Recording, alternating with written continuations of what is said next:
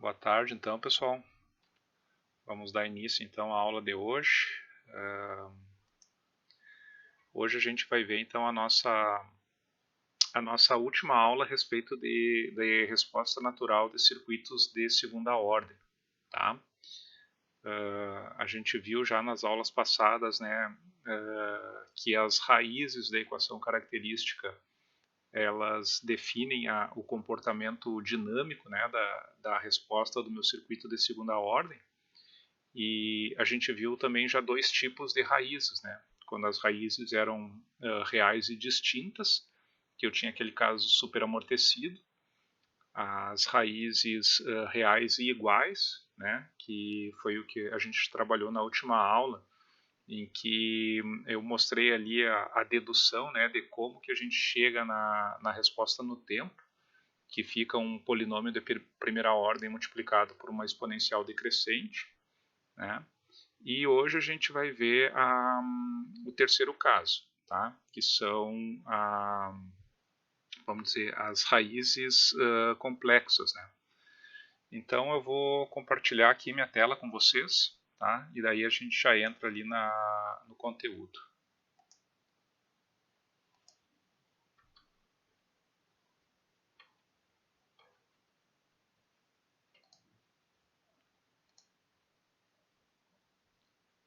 Então, pessoal, eu vou seguir também aquele mesmo esquema da aula passada, tá? Em termos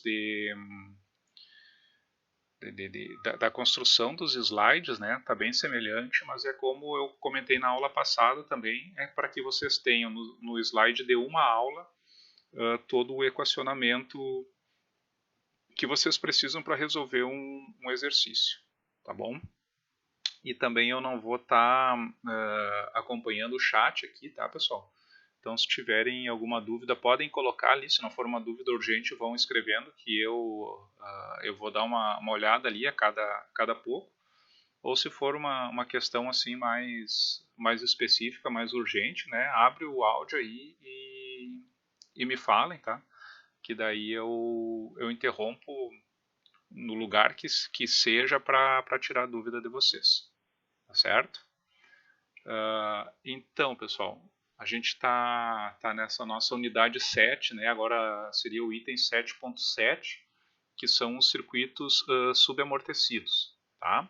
Só relembrando, né, pessoal, a gente já analisou circuitos RLC série, né, circuitos RLC paralelos e circuitos que eu denominei de circuitos genéricos, né? Que os genéricos é quando ele não é nem o caso RLC série ou RLC paralelo, né? E a gente viu que o que caracteriza a questão dinâmica desses circuitos é a chamada equação característica, né? Que é essa primeira equação aqui que aparece para vocês, né? Esse S ao quadrado mais 2 alfa S mais ômega zero ao quadrado, tá? Lembrando que essa equação ela é válida tanto ela é válida para todos os circuitos que eu comentei com vocês, tá? RLC série, RLC paralelo e os genéricos, tá? O que vai se diferenciar entre eles é o valor do alfa e do ômega zero, né? Que vai ser diferente para cada caso. Só que se eu colocar todas as expressões, né, as equações características nesse formato, eu vou ter que as raízes dessa equação característica eu consigo obter por essa equação que está mostrada aqui do S1, S2, tá? Que seria menos alfa mais ou menos raiz de alfa ao quadrado menos ômega zero ao quadrado, tá? Essas raízes são calculadas, vocês sabem, né, pela equação de Bhaskara aplicada nesse polinômio de segundo grau que representa a equação característica, tá? Então, essas raízes elas são válidas para qualquer circuito de segunda ordem, tá? Eu só vou ter aquela diferença, né, entre elas, dependendo do valor do alfa e do ômega zero, por causa dessa raiz que eu tenho dessa subtração, né? Então, quando eu tinha ali aquele alfa maior que o ômega zero, né, eu teria a raiz de um número positivo, né? Então eu teria duas raízes reais e distintas, né? Eu tive o segundo caso, que foi o que a gente viu na última aula, quando o alfa era igual ao ômega zero, que daí essa raiz ficaria a raiz de zero, né? E eu teria só que S1, S2 seria menos alfa, e a gente viu que não pode ser, e daí eu deduzi a resposta, né? Que seria um polinômio de primeira ordem multiplicado por uma exponencial decrescente, tá? E hoje a gente vai ver o terceiro caso, né? Que é quando o meu ômega zero é maior do que o meu alfa, tá? Nesse caso, pessoal, eu teria a raiz de um número negativo, né? Então, a gente sabe que quando eu tenho raiz, né, de um número negativo, eu tenho aí um número complexo, né? Então, aqui para a gente, vamos dizer, facilitar a análise do circuito, né, o equacionamento, eu introduzi aqui uma outra variável, tá? Que é chamado de ômega d. Tá? Na literatura, esse ômega d ele é conhecido como frequência natural amortecida. Tá?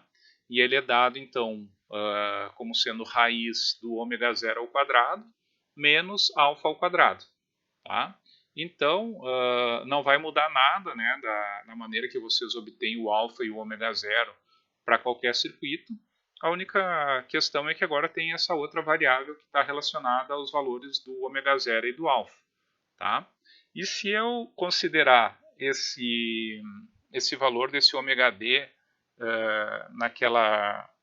nas raízes, né, do meu circuito ali, no S1, no S2, a gente teria que S1, S2 seria menos alfa mais ou menos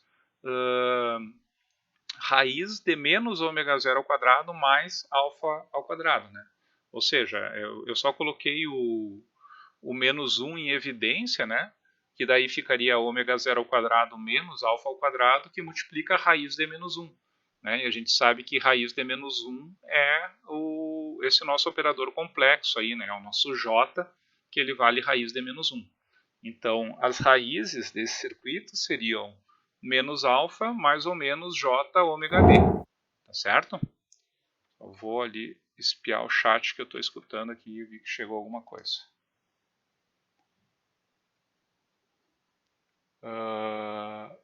Como frequência em corrente contínua, como assim, Paulo? Na verdade, a frequência, né, quando a gente trabalha em corrente contínua... Ah, tu quer saber? Tá, agora entendi. Como que eu estou falando em frequência em corrente contínua, é isso?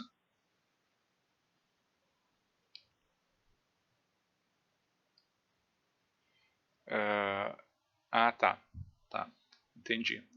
Na verdade, não vai ser uma onda senoidal, tá? Não vai ser uma... Como é que eu vou te dizer? Um sinal que vai variar no tempo, né, infinitamente. Na verdade, essa resposta, né, do circuito de segunda ordem, ela pode oscilar, certo? E quando ela oscila, né, o oscilar significa variar, né, em torno do valor final dela. Vamos dizer que ela dá uma osciladinha assim, tá? E quando acontece isso, então, eu tenho uma frequência dessa oscilação até ela estabilizar, tá? Daqui a pouco eu vou mostrar ali as formas de onda para tu ver, mas ela tem uma frequência que é dada justamente porque a gente está trabalhando com circuitos de segunda ordem, tá? Tu imagina o seguinte, nesses circuitos, né, quando eu tenho um indutor e um capacitor, por exemplo, a gente viu que eles armazenam energia, né? O que pode acontecer é que assim, num transitório de energia, vamos supor assim, ó, o capacitor se carrega e o indutor descarrega, tá? Daí o capacitor vai se descarregar e carregar o indutor, tá? E daí eles vão trocando energia assim numa determinada frequência, certo? E essa frequência é chamada frequência natural amortecida, tá bom?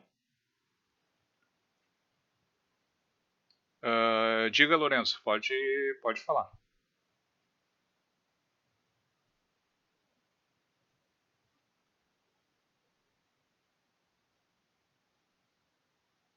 Queria perguntar alguma coisa, Lorenzo? Tu levantou a mão? Ah, tá. Não, tranquilo, tranquilo. Foi sem querer.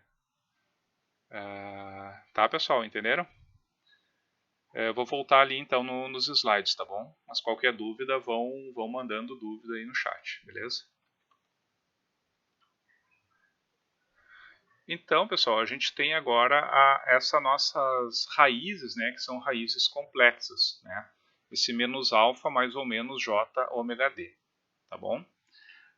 Se a gente for passar então para a obtenção dos valores, né, do alfa e do ômega zero, aqui eu estou repetindo, né, aquele mesmo slide da aula anterior, né, onde eu coloco aqui como obter os valores do alfa para o circuito RLC série e RLC paralelo, né, que isso aí eles são diferentes.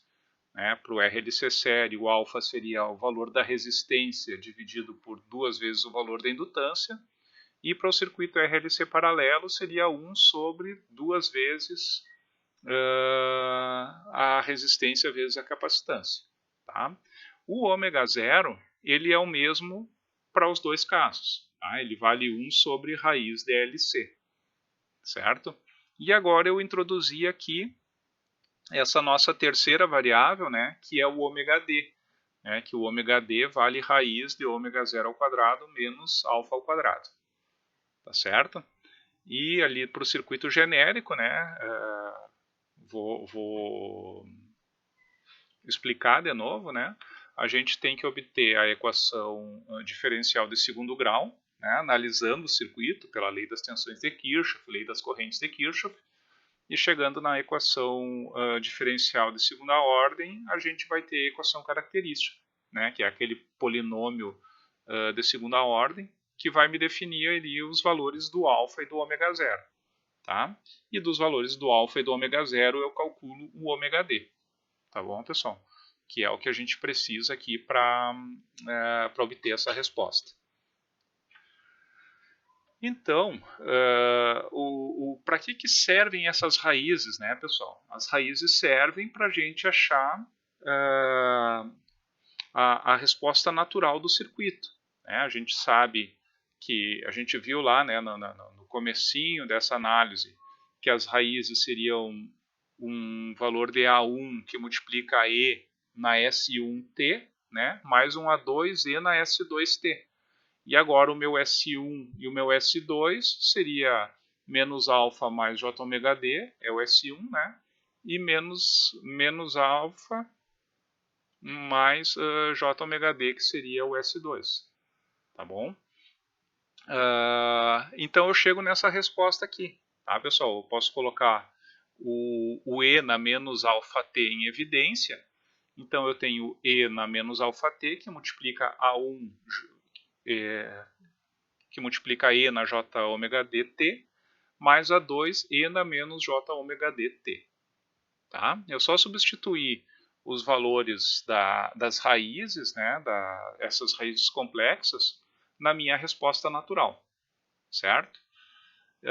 Mas aqui, pessoal, a gente tem um problema. Tá? Essa resposta ela está correta, certo? Ela é válida, mas ela não nos dá uma noção prática, né, da evolução da variável no tempo.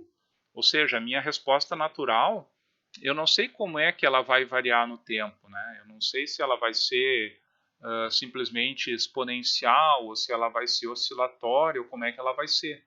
Tá bom? Então, nesse ponto aqui, pessoal, a gente vai ter que representar de uma forma mais adequada essa resposta natural, considerando a fórmula de Euler. Tá? A fórmula de Euler, vocês já devem ter visto isso em variáveis complexas, né? Ou alguma outra disciplina. Na verdade, é uma fórmula muito importante, né, para análise de circuitos, tá? Porque ela relaciona um número complexo, né, o E na J θ ali, né, que está mostrado para vocês, com vamos dizer, um número que ele é variável no tempo, né? Ou seja, um número que é um cosseno mais j seno, né? Ou cosseno menos j seno. Tá? Inclusive, aí uma curiosidade para vocês, né? O Ezinho que a gente usa aí quando analisa logaritmo natural, né? Esse E na J ômega t aí, a gente usa a letra E em homenagem justamente ao Euler, tá? Que é o cabecinha esse aí que formulou essa teoria, tá? Então, ela é bem importante mesmo, tanto agora aqui em circuitos 1, e em circuitos 2 também a gente vai fazer o caminho inverso, tá? Ou seja, em circuitos 2 a gente vai pegar uma onda que ela é cossenoidal no tempo, né? E a gente vai representar ela por um número complexo, né? A gente vai inverter aí quem está na esquerda e na direita dessas equações, tá? Mas circuitos 2 é uma história para o próximo semestre, né? Vamos focar aqui em circuitos 1. Então, pessoal, a gente viu que a gente tem lá na resposta natural aquele E na J ômega d t, né? E E na menos J ômega d t, tá? Ou seja, se eu considerar a fórmula de Euler, né? E na J ômega d t seria cosseno de ômega dt mais J seno de ômega dt, né? E o E na menos J ômega dt seria cosseno de ômega dt menos J seno de ômega dt, certo? Então a gente vai pegar aquela exponencial 1e elevado num número complexo, né? E vamos substituir por essas funções que variam no tempo, né? Ou seja, funções senoidais, certo? Então, chegando aqui, né, na resposta natural, substituindo a equação de Euler a expressão da resposta natural que a gente chega nessa resposta dessa equação de cima aqui, né? E se eu juntar o que está multiplicando cosseno de ômega dt e o que está multiplicando seno de ômega dt, tá? Eu tenho que a minha equação ficaria e elevado a menos alfa t, que multiplica A1 mais A2 cosseno de ômega dt, mais o JA1 menos A2, que multiplica o seno do ômega dt, certo? Então aqui a gente chegou já quase no formato final, tá? Mas tem aqui um passo que a gente faz para simplificar um pouco mais essa análise, certo? Que passo seria esse? Os valores do A1 e do A2 que a gente definiu lá no começo, eles são constantes arbitrárias, tá? Ou seja, são constantes que eu coloco ali para descobrir o valor delas depois, né? Mas eu posso, como tanto o A1 e o A2 são constantes arbitrárias, eu posso criar uma outra constante arbitrária que representa os valores de A1 e A2, né? Então, eu chamei aqui de B1, que ele é igual a 1 mais A2, tá? E o B2, ele é igual a J A1 menos A2, tá? E assim eu consigo deixar a minha resposta natural, né, num formato bem mais elegante, né, por assim dizer. Então, a minha resposta natural, ela tem esse formato aqui, tá? Que seria uma exponencial decrescente, tá, pessoal? Que multiplica uma função que varia no tempo, né, de maneira senoidal, onde eu tenho um B1 que multiplica cosseno de ômega dt, mais um B2 que multiplica seno de ômega dt, tá? Então, se a gente analisar essa resposta natural matematicamente, né, pessoal, o que a gente pode tirar de conclusão?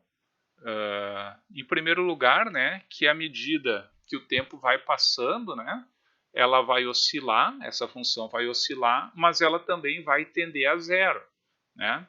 Porque eu tenho ali uma exponencial decrescente, né, e na menos alfa t, que multiplica tudo que está dentro do parêntese, né? A gente sabe que esse e na menos alfa t, à medida que o t vai aumentando, né, vai aumentando seu valor, essa exponencial ela tende a zero, né?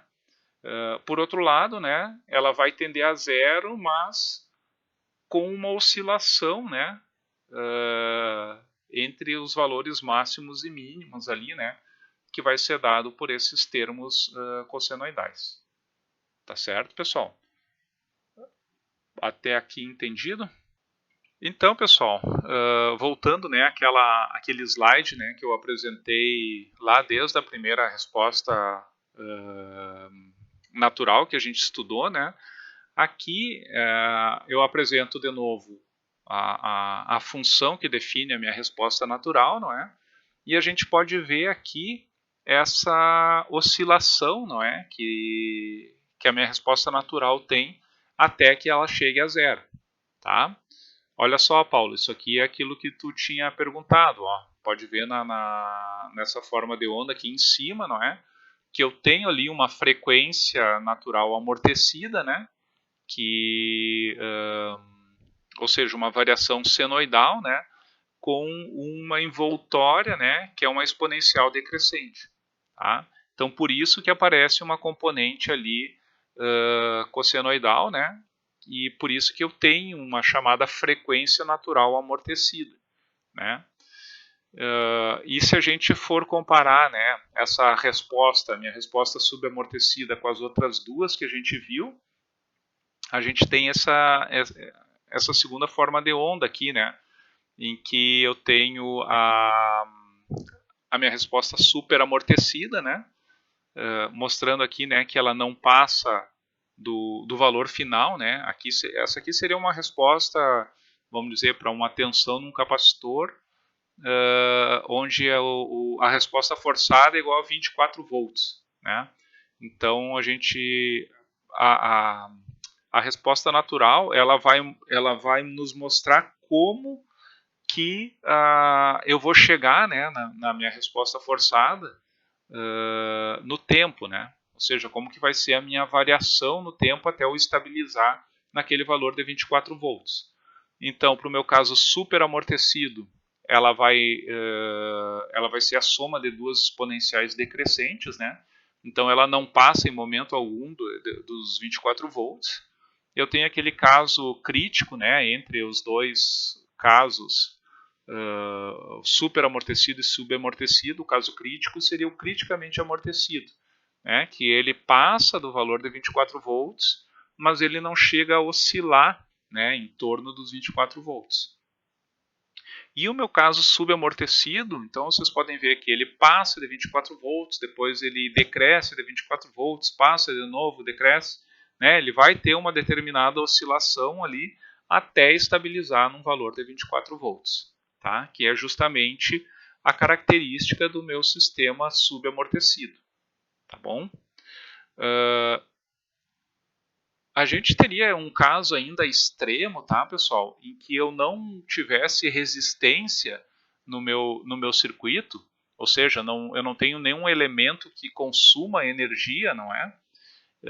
E se eu tivesse simplesmente um indutor e um capacitor, eles ficariam permanentemente trocando energia, né? Ou seja, né, essa resposta ficaria oscilando e eu não teria aquele ENA menos alfa T ali, certo? Então seria um caso extremo que quando eu não tenho resistência, eu não tenho esse amortecimento, né? Mas isso aí seria um caso específico, né? Não é o que a gente está estudando aqui. Então, pessoal, retomando, né, mais uma vez, com relação a essa resposta natural, ela é válida, então, para qualquer variável do meu circuito, né? Ou seja, ela vale tanto para a corrente no indutor quanto para a tensão no capacitor, tá? Porque as raízes do circuito elas são as mesmas para todas as variáveis, tá? Então, isso quer dizer que eu posso obter essa resposta natural aqui, né, esse meu x n dt, e eu posso aplicar essa equação tanto para a corrente no indutor quanto para a tensão no capacitor. Tá certo? A diferença que eu vou ter, então, vamos dizer, na função que caracteriza a corrente no indutor e a tensão no capacitor, vão ser as respostas forçadas, né? E os valores aqui, no caso do B1 e do B2. Que a gente vai calcular, né, sempre em função das condições iniciais e derivada das condições iniciais, como a gente viu para as outras respostas. Tá, pessoal? Então, em termos de conteúdo novo, né, que eu teria para mostrar para vocês dessa resposta com relação aos demais, seria essa dedução, né, como que a gente chega nessa resposta aqui que varia no tempo, né. Então eu queria saber, primeiramente, se alguém tem alguma dúvida, tá? Se alguém queria perguntar alguma coisa. Senão eu tenho aqui dois exemplos, né, de resposta subamortecida para resolver e mostrar para vocês. Tá certo? Então, alguma dúvida, pessoal?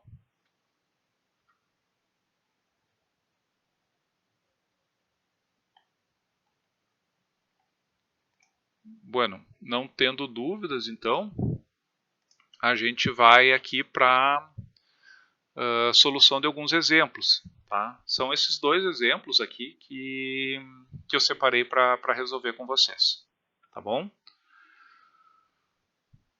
Mais uma vez, né, pessoal, isso que eu estou fazendo aqui é justamente para a gente exercitar, né, para eu mostrar para vocês sempre o procedimento, mostrar que é o mesmo procedimento que eu faço para qualquer circuito de segunda ordem.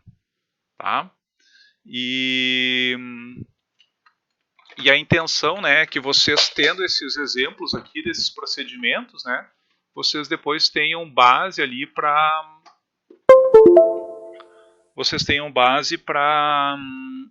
resolver as listas, né? Então a gente vai começar com esse. Eduardo pergunta se a próxima aula é resposta forçada. Exatamente, Eduardo. Na próxima aula eu vou mostrar a resposta forçada, né? Que na verdade é uma coisa que vocês já viram, né? Já sabem. E também eu vou mostrar o procedimento daí geral, né, para a gente obter a resposta completa do circuito. Tá? Então a próxima aula vai fechar toda a parte teórica, certo? Corrente em seno e cosseno. Paulo, a gente vai ver como que fica essa resposta aí, mas ela é padrão, né? Eu vou ter uma resposta, né, aqui, nesse caso eu vou explicar aqui em cima desse exemplo, tá bom? A gente desenvolve em cima do exemplo. Qualquer dúvida, vocês podem abrir o áudio e perguntar, tá, pessoal? Vamos supor que nesse circuito aqui, eu quero obter aquele meu IDT, tá? Vou chamar de ILDT, tá? Em que eu sei. Bom, aqui eu não sei ainda as raízes, então depois eu vou mostrar, depois que a gente calcular as raízes, eu monto aqui a expressão do ILDT. Tá? Mas a gente vai analisar esse circuito sempre naquele procedimento geral, né? Começando por t menor do que zero. Tá? Para que o t menor do que zero? Eu tenho que achar as condições iniciais do meu circuito.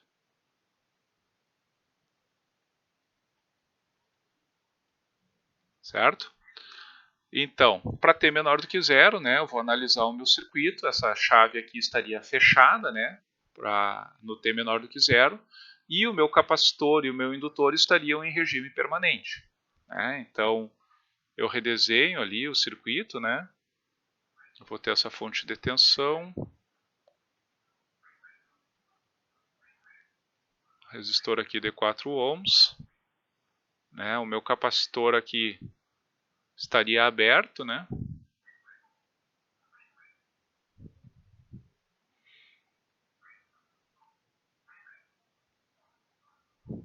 e o meu indutor aqui seria um curto, né?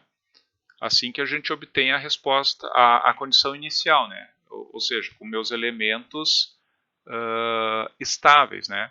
Então aqui estaria o meu ILD0, tá? E aqui estaria o meu VCD0.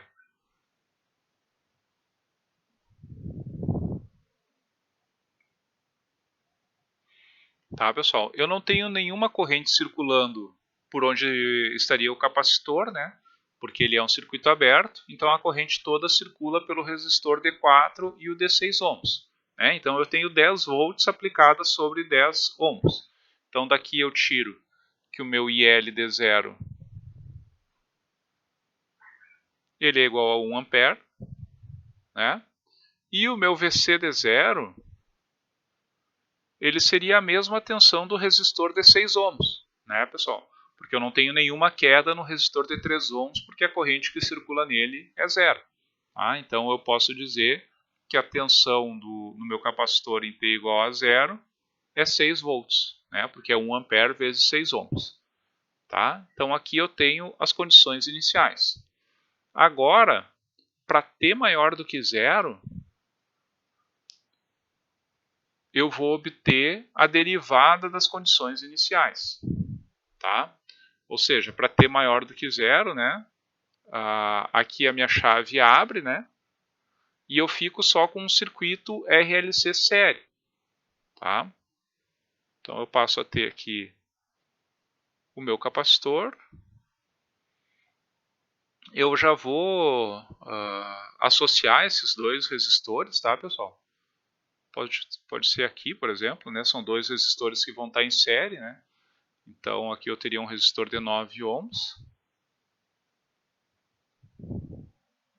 e o meu indutor. Tá? Esse meu capacitor eu sei que ele tem 0,02 farad. Essa aqui é a polaridade da tensão no meu capacitor. Tá? Eu não posso mudar ali do T menor do que zero para o T maior do que zero. Tá? Então o meu IL eu sei que ele é nesse sentido. Certo? E aqui eu sei que esse cara vale meio Henry.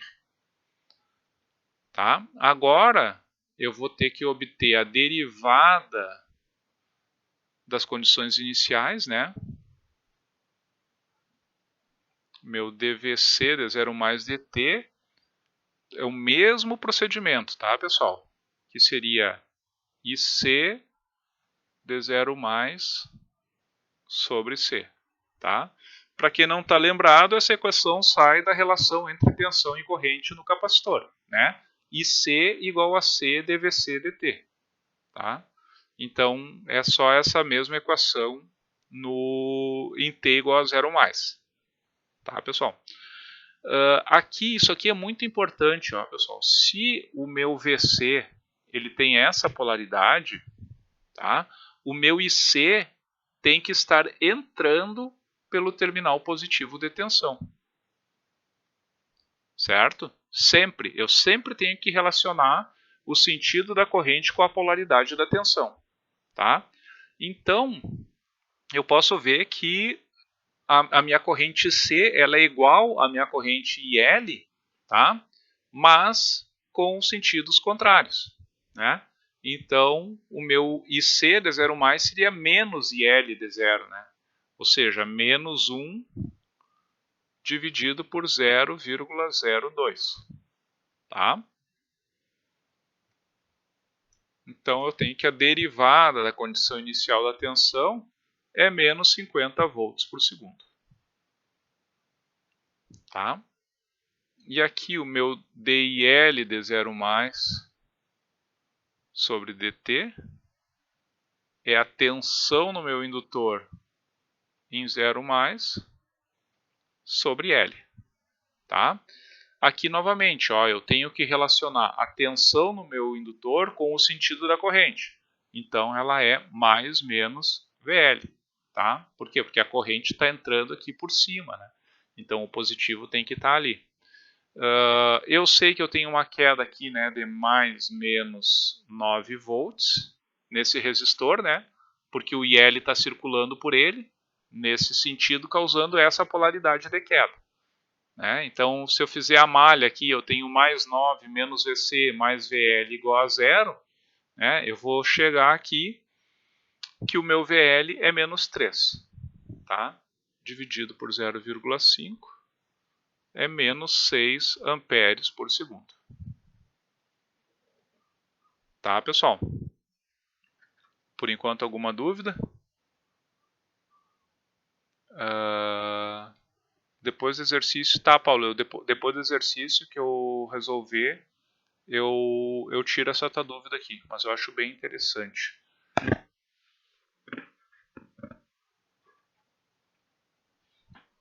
Vamos lá, então. A gente obteve já, então, a condição inicial e a derivada da condição inicial. Agora, eu quero obter a minha resposta natural. Tá, pessoal? A minha resposta natural ela é obtida também para t maior do que zero, né? Desabilitando as fontes independentes. Tá? Nesse caso aqui eu não tenho nenhuma fonte independente conectada para t maior do que zero. Tá? Então eu não preciso desabilitar nada. Tá? Então eu vou colocar aqui como que a gente obtém a resposta natural. Tá? Então, primeiramente eu vou verificar que caso que eu tenho. Eu tenho um caso RLC série. Tá? Se eu tenho um circuito RLC série, eu já tenho as equações prontas para o alfa, né? Que seria R dividido por 2L. Né? Então seria R é 9 dividido por 2 vezes 0,5, né? Que é 1. Então meu alfa é 9. E o meu ômega zero é igual a 1 sobre raiz DLC. Tá? Isso aqui vai ficar 10, tá, pessoal? Já fiz as contas aqui.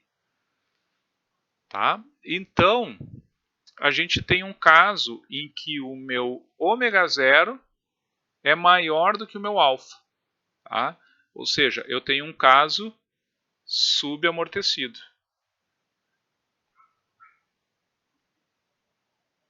Tá? E no caso subamortecido, então, pessoal, eu preciso calcular o meu ômega D, né, que é a minha frequência natural amortecida.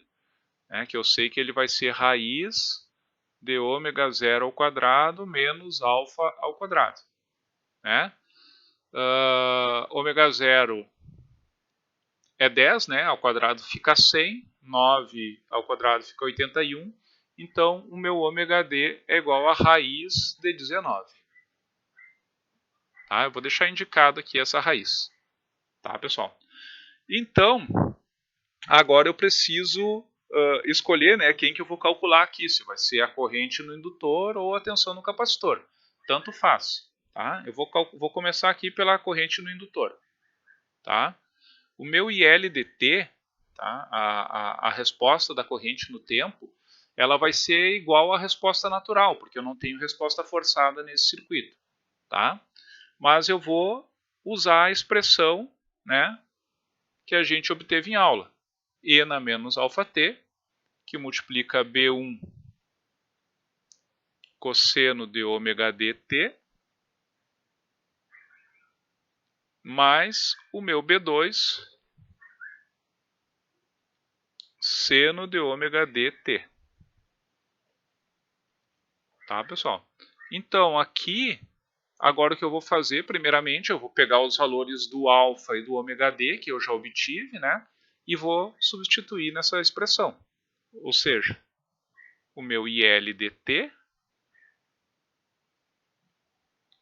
seria E na menos 9t, né? A gente achou que alfa é igual a 9, que multiplica B1 cosseno de raiz de 19, né? O valor do ômega d, vezes t, mais o meu B2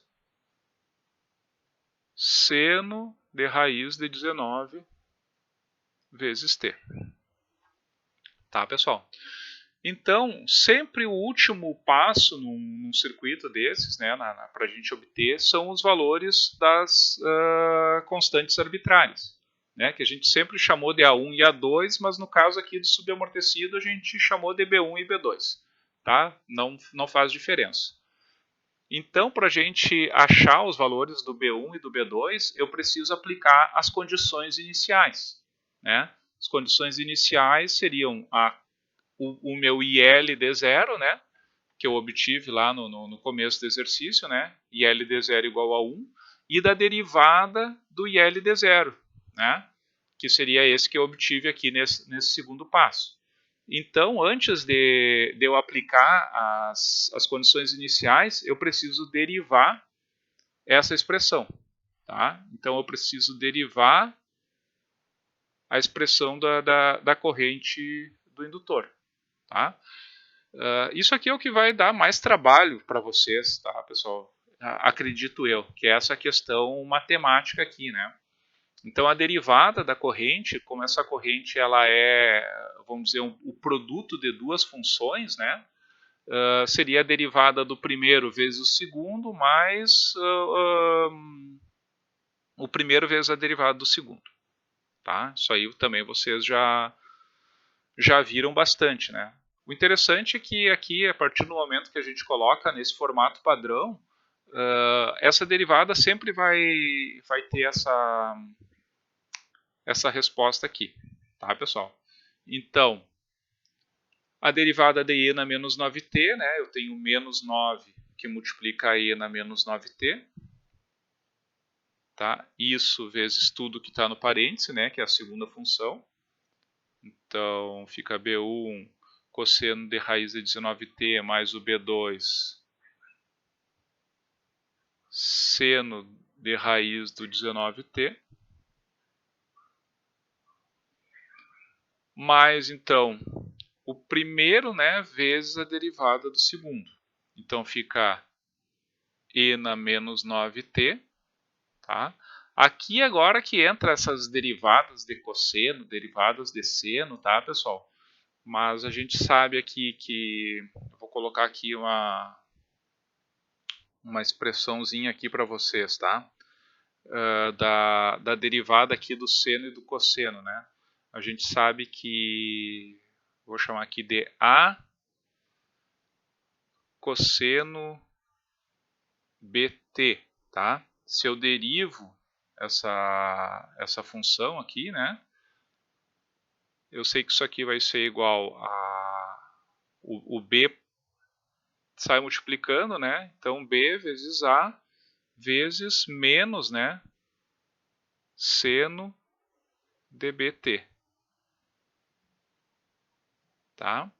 E se eu tiver A seno dBt derivado, né?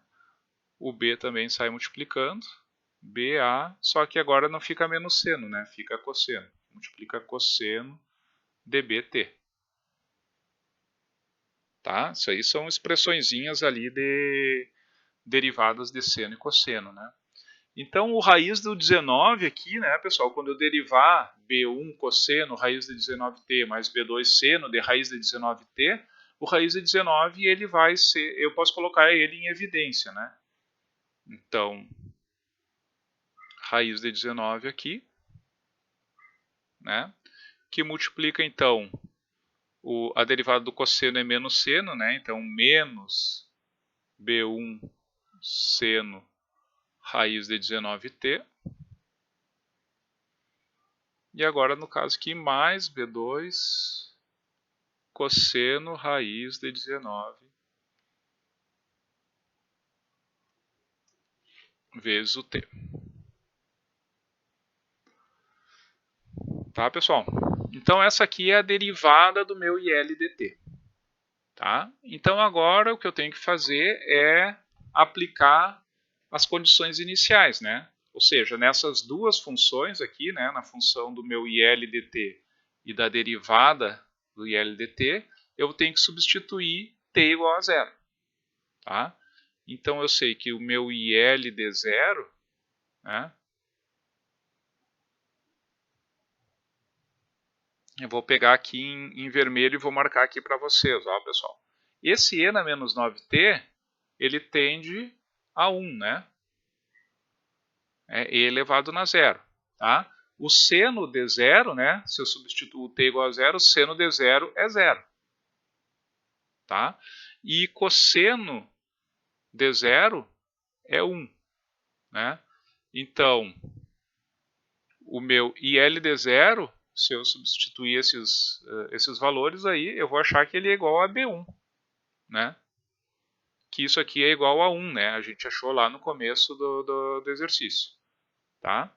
E agora, a derivada, né, da corrente t igual a 0, vamos ver aqui, ó. Esse E na menos 9t, ele tende a 1, né? Cosseno de 0 é 1, seno de 0 é 0, né? E na menos 9t é 1, seno de 0 é 0, e aqui cosseno cosseno de 0 é 1, né? Então, eu tenho que isso aqui ficaria menos 9 vezes B1, né? Mais raiz de 19 que multiplica B2. Isso aqui vai ser igual, então, a menos 6, né? Menos 6, que é o valor que a gente tirou daqui, né? Da derivada da condição inicial, tá? Então, isso aqui vai me dar que o meu B2 ficaria... O B1 é 1, né? Então, menos 9 passa para o outro lado mais 9, ficaria 3. Então, B2 é 3 dividido por raiz de 19, que é igual a 0,688. Tá, pessoal? Então, o meu IL de T, a corrente ali no meu indutor, ele vai ser igual, então, a E na menos 9T, né? Que multiplica B1. B1 é 1, né? Então, fica só cosseno do raiz de 19t, mais B2, então mais 0,688, seno de ômega d, que é a raiz de 19, t. Tá, pessoal? Então essa aqui é a resposta natural, então, do circuito subamortecido. Tá? Sempre fazendo o mesmo procedimento, né? Ou seja, determinei as condições iniciais, derivada das condições iniciais, depois eu achei o alfa e o ômega zero do meu circuito, né, para determinar que tipo de raiz que ele tinha, verifiquei que ele é do tipo subamortecido, né, porque ele tem duas raízes complexas. Então eu já tenho aquela resposta padrão, né? O meu IL dt eu sei que é E na menos alfa t, que multiplica B1 cosseno de ômega dt mais B2 seno de ômega dt. E substituir então as condições iniciais, né? Primeiramente eu tenho que derivar, né, a minha função para poder achar a derivada da condição inicial. Certo, pessoal? Conseguiram entender aqui o procedimento? Na verdade, o procedimento é idêntico das aulas anteriores. Né? A única diferença agora é o tipo de função, né? O tipo de raiz que vai me gerar aqui um tipo de resposta natural. Tá certo?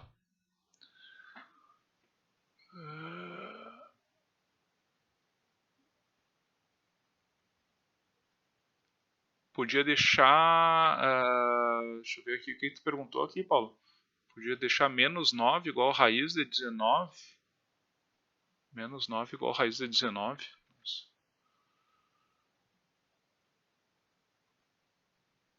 Não, acho que não dá isso, cara. Tu tá falando aqui da derivada da corrente do meu DIL de 0. É menos 9 vezes B1, né? Menos 9 mais raiz de 19 B2 igual a menos 6.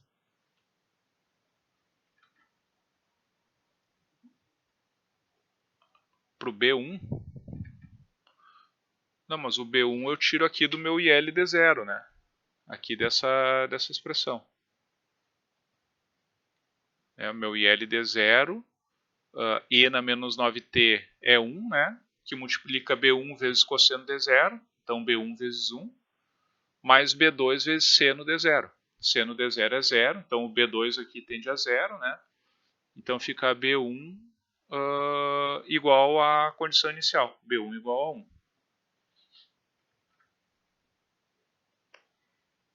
a 1. Deixar indicado? Não, mas B1 é igual a 1, não tem como deixar indicado. Porque menos 9 mais raiz de 19 não é 1.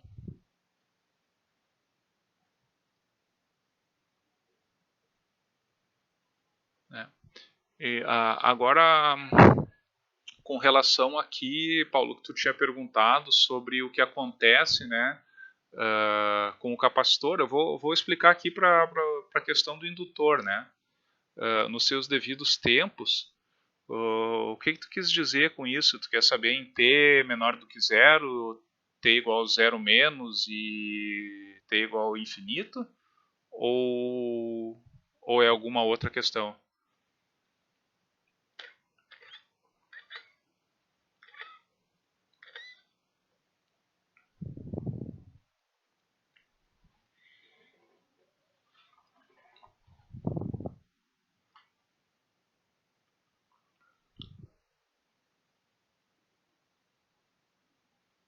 Tá, vou ver se eu consigo te explicar aqui.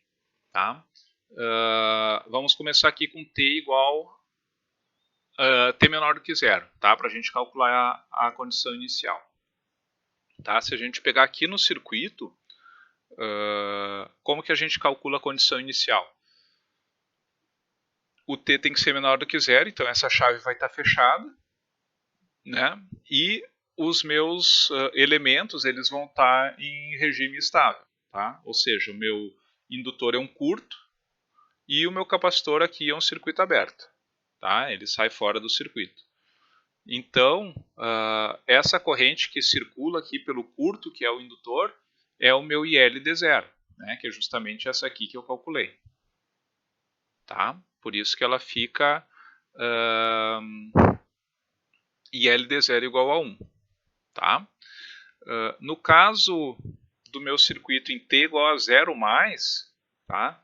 O que eu sei em t igual a zero mais? Ó, vou até fazer um outro desenho aqui. Ó. O t igual a zero mais é quando eu obtenho a derivada da condição inicial. Né? Ele é para t maior do que zero, então a minha chave já abriu, né? Eu vou ter ali o capacitor, né? O resistor aqui. Não vou nem fazer a junção dos dois resistores, vou deixar separadinho, tá? Não faz diferença. Eu sei que em t igual a zero mais, o meu IL de zero mais é igual ao meu IL de zero menos, tá? Ou seja, a corrente no indutor não muda instantaneamente. Assim como o meu VC de zero mais é igual ao meu VC de zero menos. Tá? Eles não podem mudar instantaneamente. Tá? É isso aqui que eu uso para analisar esse circuito. Eu sei que o meu capacitor vai ter aqui 6 volts, né? E eu sei que eu vou ter uma corrente de 1 ampere circulando, né? Porque o meu IL de 0 é 1 ampere e o meu VC de 0 é 6 volts. Tá? Então, esse 1 ampere vai causar uma queda aqui mais menos 6 volts, né? E aqui mais menos 3 volts. Tá? Esse aqui seria o meu VL de 0 mais, né? E o meu IC de 0 mais é esse daqui. Tá? Que daí foi exatamente o que eu fiz aqui, então, para obter a derivada da condição inicial. Certo? Então, isso aí seria, vamos dizer, os valores, né, da tensão tensão capacitor, tensão no indutor, para t menor do que zero e para t igual a zero mais. Né? Agora, a gente vai obter, então, as raízes, né, que é o que vai me dar a resposta desses elementos no tempo, né? Então, se tu começar a substituir aqui valores de t, né, a gente vai ver aqui, por exemplo, que para t igual a 0, né, o meu IL de 0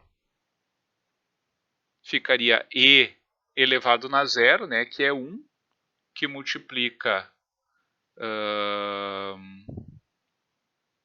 cosseno de zero, né, que é 1, mais 0,688 seno de zero, que é 0. Né? Então, o meu IL de zero vai dar 1 ampere, né, que é justamente aquilo que a gente achou lá no começo. O meu IL de infinito, né, se eu substituir t igual a infinito, esse termo, e na menos 9t, ele tende a zero. Né? Então, seria zero que multiplica o que está dentro do parênteses é igual a zero. Tá? E para valores intermediários aqui, né, tu pode ir substituindo t igual a 1, t igual a 2, t igual a 3, né, vai botando na calculadora, tu vai vendo os valores aí do ILDT, né. Isso aí é bem fácil de fazer, tá? Mas a gente vai ver depois direitinho, mais explicadinho, né, quando a gente vê a resposta completa, né, que daí vai ver a resposta forçada também, e eu vou retomar essa questão aqui também. Tá certo, Paulo? Alguma questão mais aqui, pessoal, dessa questão?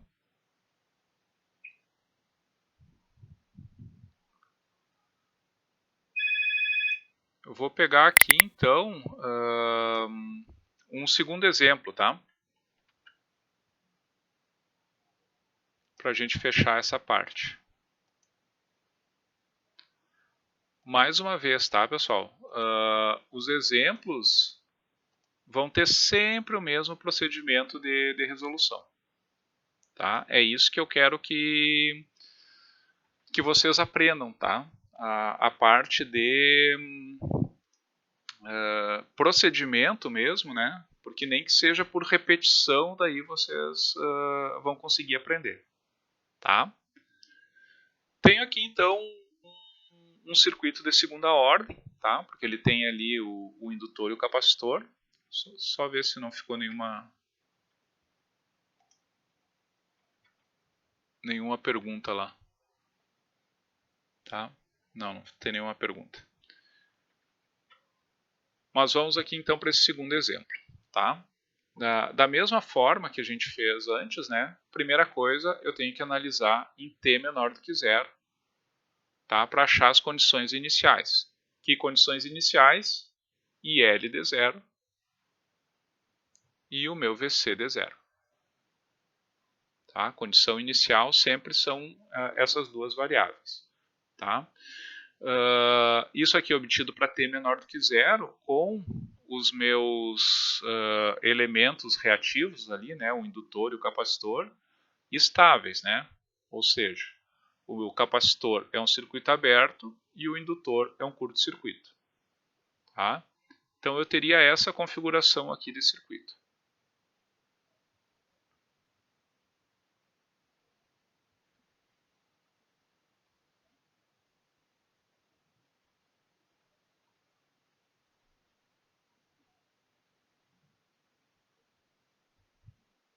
Teria aqui essa fonte de 20 volts, né? Ela está ligada ali, porque a chave estaria fechada. Aqui 6 ohms,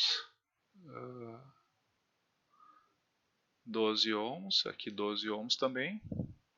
Aqui o meu indutor é um curto, né? Então aqui estaria o meu IL de zero. Tá? E aqui o meu resistor um resistor de 4 ohms. E o meu capacitor, né, estaria nesse ponto aqui, aberto, né?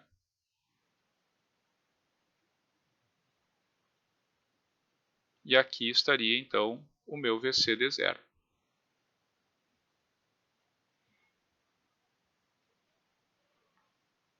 Tá, pessoal?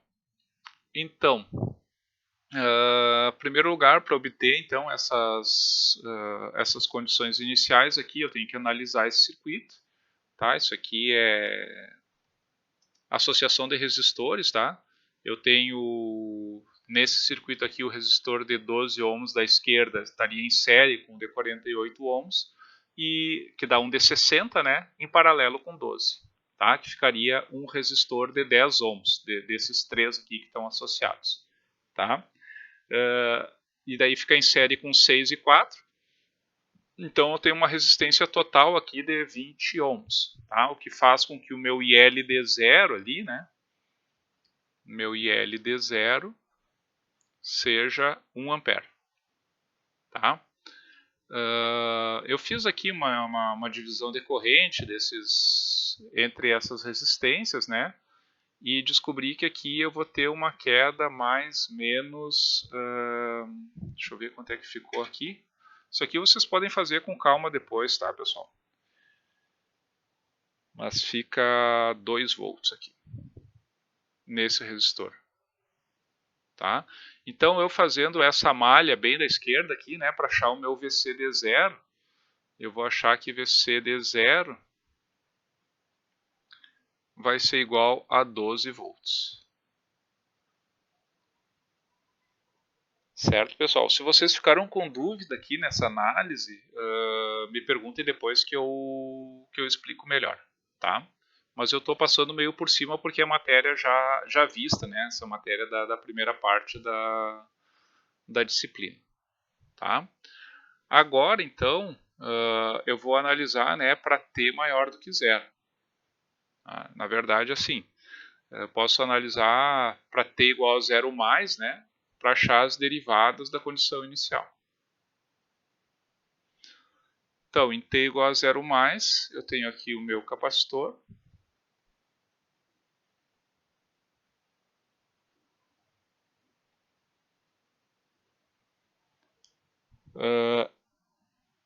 Ali, quando abrir aquela chave, né, sai fora a minha fonte de tensão e o resistor de 6 ohms, né, e eu fico com 48 ohms em paralelo com 24, né, porque os dois resistores de 12 ohms, eles ficam em série, né. Então, 48 paralelo com 24 vai dar um resistor aqui de 16 ohms.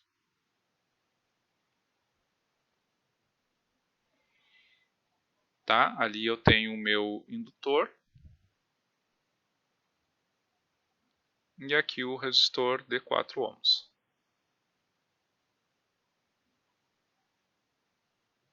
Tá? Mais uma vez, eu sempre preciso saber a polaridade da tensão no capacitor e o sentido da corrente no indutor. Né? Em t igual a 0 menos tem que ser igual em t igual a 0 mais. Né? Eu não posso mudar numa análise para outra, inverter o sentido da corrente ou a polaridade da tensão.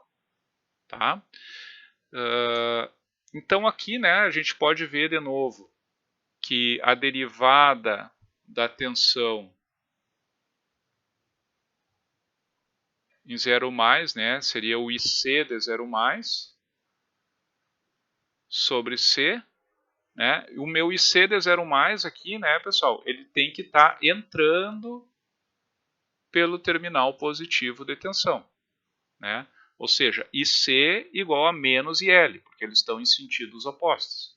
Né? Então é menos 1 dividido por 0,01, né? Isso aqui é igual a menos 100, né, volts por segundo. Tá? E a derivada da corrente no indutor, em 0 mais, é a tensão no indutor, em 0 mais, sobre L. Tá? A tensão no indutor, então, ela tem esta polaridade aqui, né? Mais na esquerda e o menos na direita, porque a corrente está entrando pelo terminal da esquerda. Então eu sei aqui que a queda nesses resistores aqui, como a corrente é 1 ampere, né, eu tenho 16 volts aqui, eu vou ter 4 volts com essa polaridade aqui, né? E fazendo essa malha, então, menos VC mais 20 mais VL igual a 0, eu vou chegar que a tensão que eu tenho sobre o meu indutor é menos 8 volts. Tá? Dividido por 2, que é a indutância, então eu tenho menos 4 amperes por segundo. Tá, pessoal? Então, já tive aqui então a condição inicial e a derivada da condição inicial. Agora, então, eu vou ter que achar a resposta natural do meu circuito.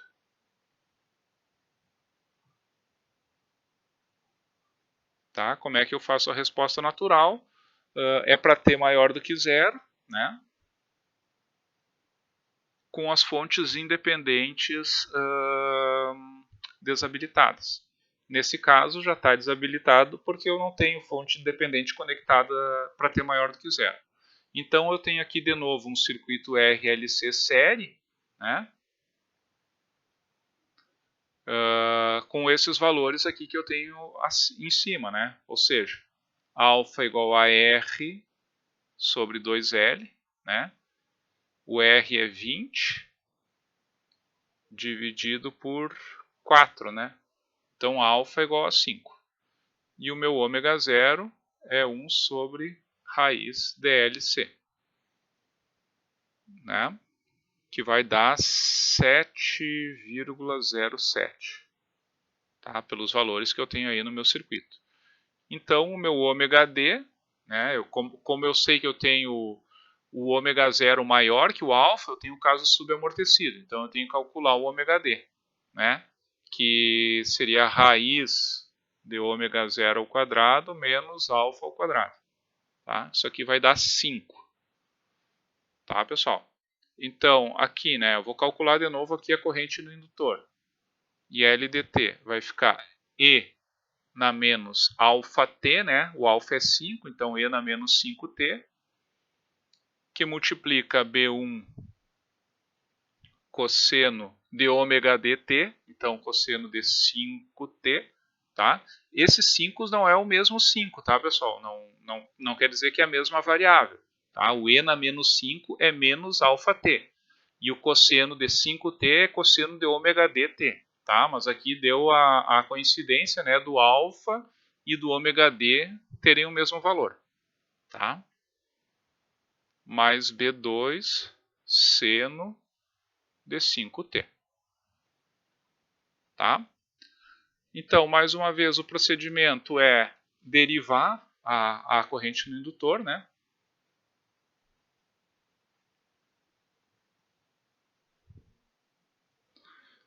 Então, aqui fica menos 5, né? E na menos 5t, que multiplica B1 cosseno 5t, mais B2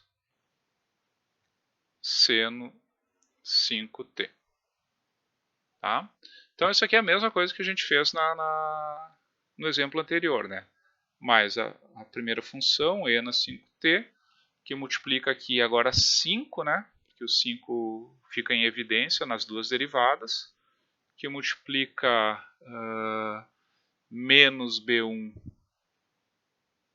seno de 5t, né?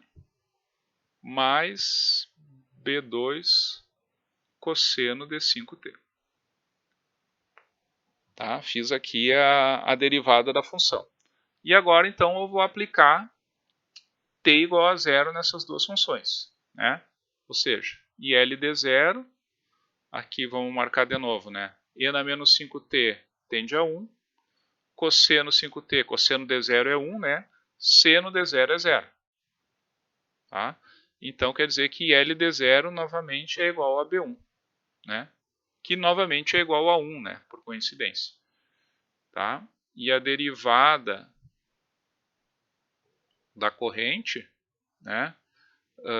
Aqui então, menos 5, esse cara tende a 1, né? Cosseno de zero é 1, seno de zero é 0, e na menos 5t tende a 1, seno de zero é 0, né? Cosseno de zero é 1. Tá? E então aqui isso aqui fica menos 5 B1, né? Mais 0, então mais 5 B2. Né? Isso vai ser igual a derivada da corrente, né? Menos 4. É aqui dessa expressão aqui. Ó. Então, menos 5 mais 5b2 igual a menos 4. Menos 5 passa para o outro lado, mais 5. Fica 5b2 igual a 1. Então, quer dizer que b2 igual a 0,2. Tá? Agora, eu só substituo, então, os valores do B1 e do B2 lá na minha expressão do meu ILDT. Né? Então, o meu ILDT vai ser igual a E na menos 5t, que multiplica B1, que é 1, né? Cosseno 5t, mais B2, 0,2, seno de 5t.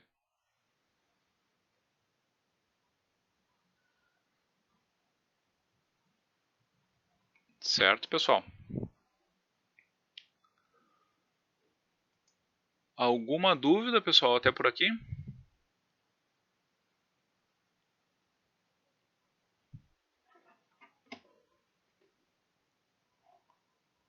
Mandem aí no chat se ficaram com dúvida.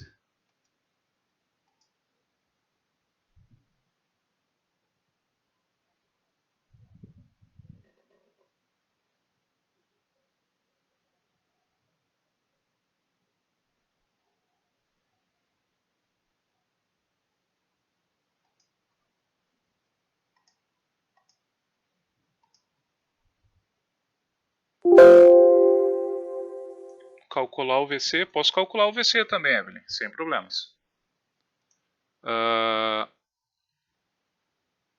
A gente pode calcular o VC, né, de duas formas.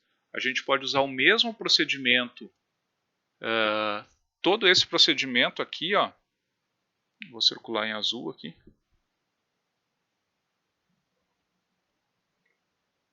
Tudo isso que a gente fez aqui para a corrente no indutor, a gente pode fazer para a tensão no capacitor. Tá? É a primeira, vamos dizer, primeiro método, né? Vamos ver ali como é que fica então. Eu sei que o meu VC/dt ele vai ser igual a E na menos 5t, tá? Olha só, igualzinho, ó, que multiplica B1 cosseno de 5t, né, mais B2 seno de 5t. Tá? Igualzinho. E eu sei que a derivada do VC/dt, né,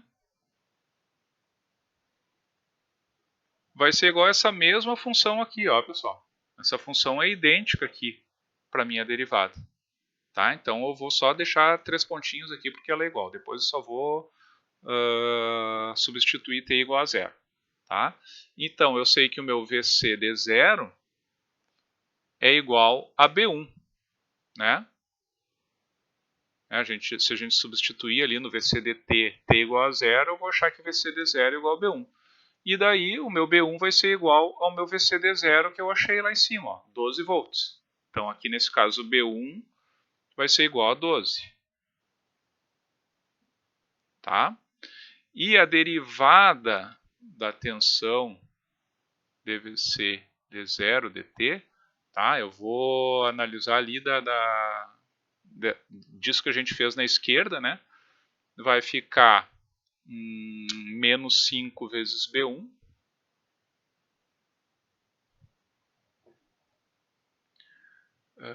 O resto fica tudo igual, né? Mais 5 B2. Mais 5 B2, né? Então isso aqui vai ser igual a derivada, né, de VC de 0 dt, que é lá, ó, menos 100, né? Então, menos 100, tá? A única coisa que muda de um para o outro, então, é o valor das condições iniciais, né? Nesse caso aqui, então, né, eu tenho menos 5 vezes B1, então isso aqui fica menos 60, menos 60, passou para o outro lado mais 60, vai ficar menos 40. Menos 40 dividido por 5 fica igual a menos 8, né? Então, B2 igual a menos 8. Tá? E o VC dt, então,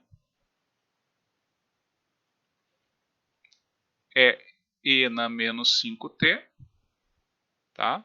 Que multiplica B1, né, que é 12 cosseno de 5t, menos 8 seno de 5t.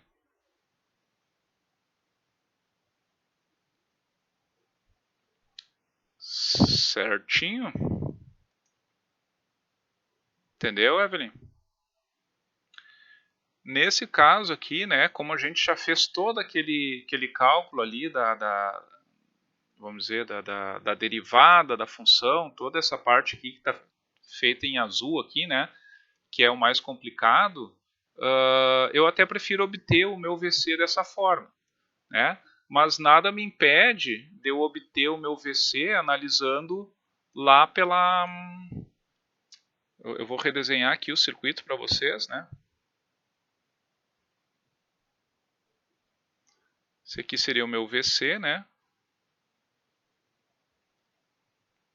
E daí eu teria aqui o meu, vamos supor aqui o meu indutor e o meu resistor, tá? Eu calculei o meu IL/dt, né? Nesse circuito aqui. Só vou dar um zoom aqui que tá ficando com a resolução meio ruim. Então eu tenho aqui um resistor de 20 ohms, né? E esse meu indutor aqui tem, deixa eu ver quanto é que tinha mesmo.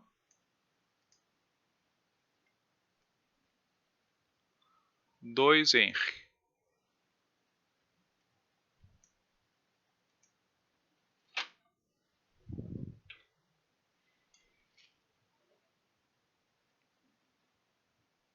Tá? Outra forma, Evelyn, para eu calcular esse meu VC, tá? Eu posso dizer que eu tenho aqui um VL, né? Aqui um VR, tá? E lá o meu VC. Então, se eu fizer menos VC mais VL mais VR igual a zero, né? Ou seja, a tensão do capacitor em T vai ser igual ao meu VL dt, né? Mais o meu VR dt, certo? O meu VR dt ele é igual a 20, né? Uma resistência de 20 vezes o IL dt, tá? Então, se eu pegar aqui naquela expressão ali de cima, né, o meu VR dt ficaria E na menos 5t multiplicado por 20 cosseno de 5t, né, mais 0,2. 0,2 vezes 20 vai ficar 4, né? Então, mais 4 seno de 5t. Tá? Aqui achei o meu VR dt. Agora eu vou fazer o meu VL dt. Tá? Que ele é igual a L vezes a derivada da corrente. Né? Então, a indutância é 2, né? Que multiplica agora, então, a derivada daquela função ali da corrente. Tá? Então, deixa eu ver quanto é que fica isso aqui. Vai ficar... Barbaridade, vou ter que usar até chaves aqui. Fazia tempo que eu não usava chaves.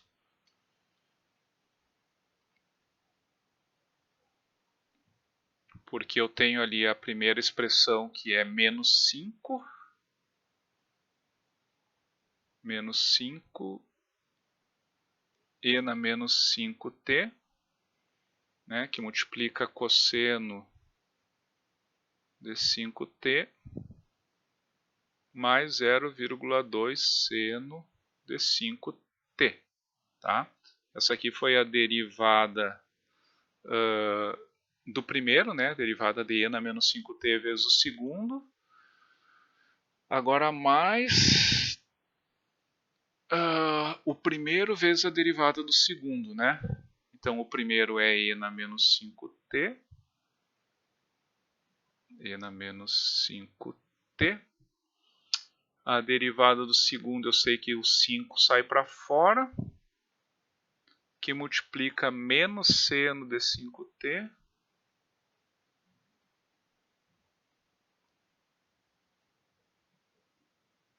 mais 0,2 cosseno de 5t.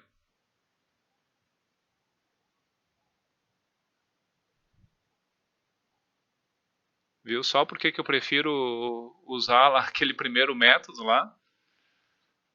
A probabilidade de erro aqui nessas derivadas aqui é algo, tá? Mas vão me ajudando aí, vão observando se eu erro alguma coisa, tá? Então, meu VL dt vai ficar aqui, vamos tentar juntar esse monte de coisa aqui. Eu vou jogar tudo, deixar o e na menos 5t em evidência. Tá? Então, isso aqui vai ficar 2 vezes 5 é menos 10, né? Menos 10 cosseno de 5t.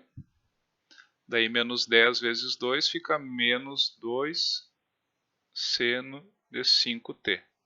Tá? O e na menos 5 está em evidência, lá fica 2 vezes 5, 10. Então fica ali menos 10 seno de 5t. Daí 10, então mais 2 cosseno de 5t.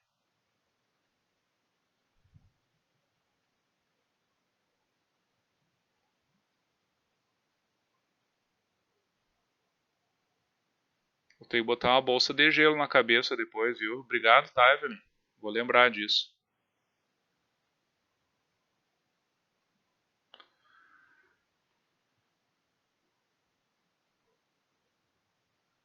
Então, essa derivada fica menos 10 mais 2, né? Então, menos 8 cosseno de 5t. E aqui o que multiplica seno é menos 2 menos 10. Então, menos 12 seno de 5t. Agora, somando, né? O meu VC dt, que é o VL mais o VR, né? Então, e na menos 5t está em evidência. Tá? Já vou fazendo de cabeça aqui. Eu tenho lá, ó, o VR era 20 cosseno de 5t e o VL é menos 8 cosseno de 5t. Então, isso aqui fica 12 cosseno de 5t. Tá? 4 seno de 5t do VR, menos 12 seno de 5t do VL, vai ficar menos 8 seno de 5t. Tá? E, surpreendentemente, pessoal, fechar as respostas. Lá fazendo pelaquela primeira forma que eu mostrei, né? E aqui gastando um tutano.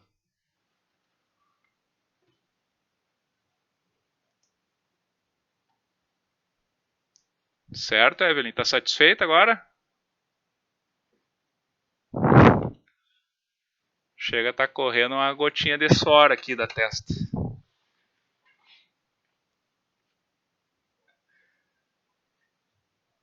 Então tá, pessoal. Alguma dúvida mais aí? Ou vão querer, vão querer me sacanear um pouquinho mais aí? Vão querer, sei lá, que eu calcule mais uma derivada desse troço aí?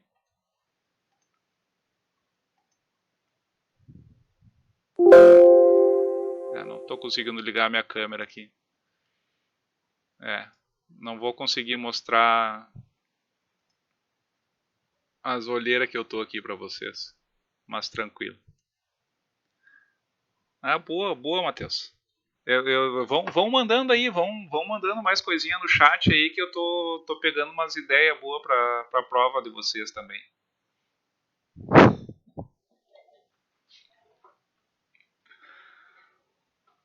Ah, para, Virgínia. Eu estudei derivada integral.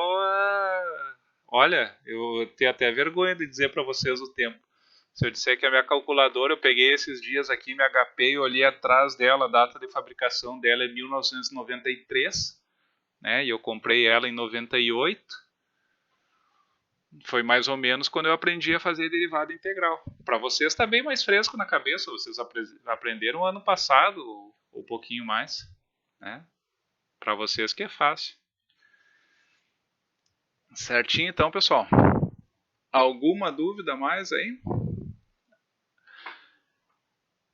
Agora então, na próxima aula, né, a gente vai ver a resposta forçada e a resposta completa.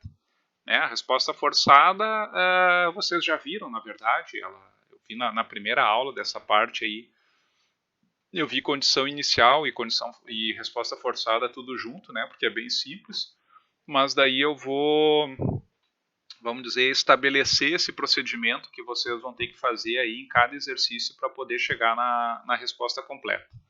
Né? Daí vai ser aplicável para qualquer circuito de segunda ordem.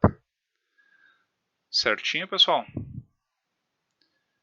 Agradeço aí então a atenção de vocês, tá?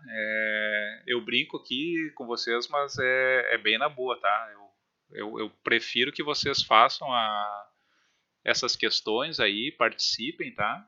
Do que ficar quietinho sem entender, tá? Então não se acanhem, tá? Quanto mais vocês perguntarem, mais fácil vai ser as provas, beleza? E então agora quinta-feira a gente finaliza a parte teórica da matéria, certinho? Então, se não tem nenhuma dúvida mais, um abração aí para todo mundo, uma boa semana, tá? Umas boas provas aí para vocês aí das outras disciplinas, tá?